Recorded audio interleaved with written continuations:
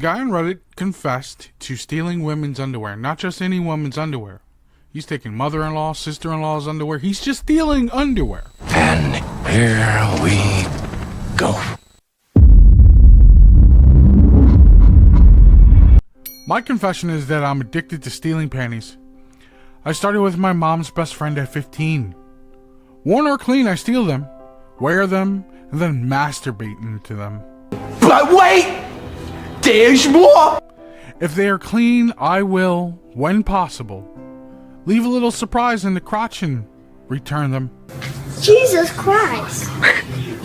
I've done this for almost 40 years. Sister-in-law, mother-in-law, daughter-in-law, cousins, aunts, girls from school, co-workers, or their wives. Yo, what the fuck? For some reason, I just can't stop. At times, I've even worn them to work all day. What did he say? That's my confession. You know what's wild about this weird-ass confession? Is that he's deliberately going out of his way to fulfill his actual inner need to acquire underwear. You're not gonna believe what Of any and all those that he knows. I don't even know if it's an attraction thing at this point, if this gentleman's literally going out of his way just to steal all these women's underwear. I don't know if it's the, connection of bonding genitals without bonding. I don't know if it's, what the sexual attraction about it is, but it's so weird.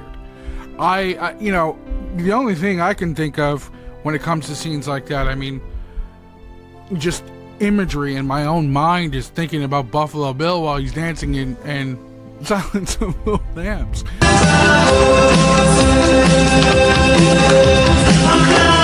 I don't know what else I could what else I can possibly compare this to, mentally. I'm sorry for all the stuttering, but I just don't know.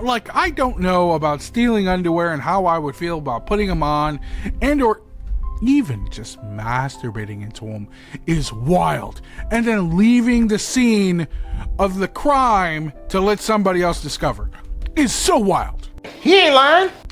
And he did it while they were clean. Oh, and for this next secret, it's about a gentleman that actually paid for a prostitute, and well, you'll see. I had a prostitute once. All right, fellas, here's how it works. $1 to look at it, $2 to touch it. No sex had her wanted. She was surprised. I just wanted someone to talk to freely. Therapists in my area never called me back, so I got mad and got it done that way. She had an easy night. She was actually a cool person once the dust settled and we figured it out. My male friends would be disappointed I didn't bang her, and my female friends would be revolted. Fuck them all, I'm gonna be me. You know what's interesting about, and a little weird about this, what's a little bit weird about this confession in secret, is that you felt like you had no one to talk to. And I thought that was just extremely heartbreaking, that you couldn't even turn to your friends, that you literally had to go to a stranger, and that stranger happened to be a sex worker. Help! Help! Help me! That's where we landed.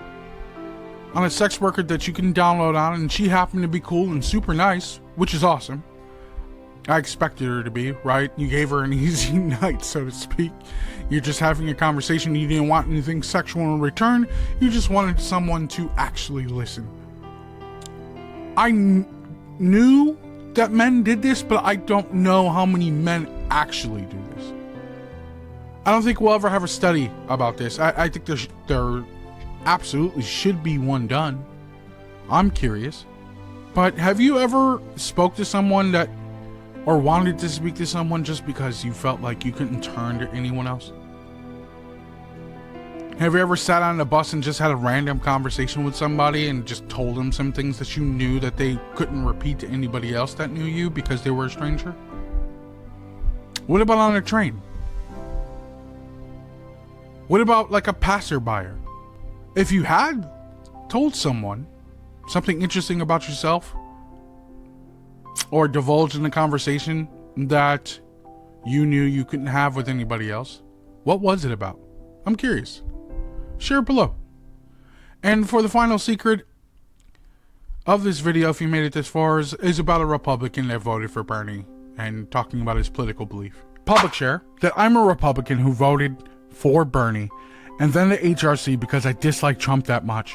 When you talk about people losing faith in the American political system, it's justified because you have a corrupt campaign finance system.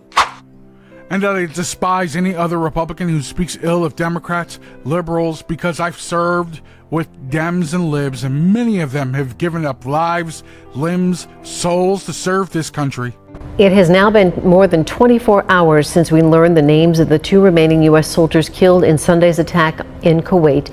We learned the names of 4 soldiers Tuesday, and since that time, KCCI has worked to learn more about each of the soldiers and their legacies.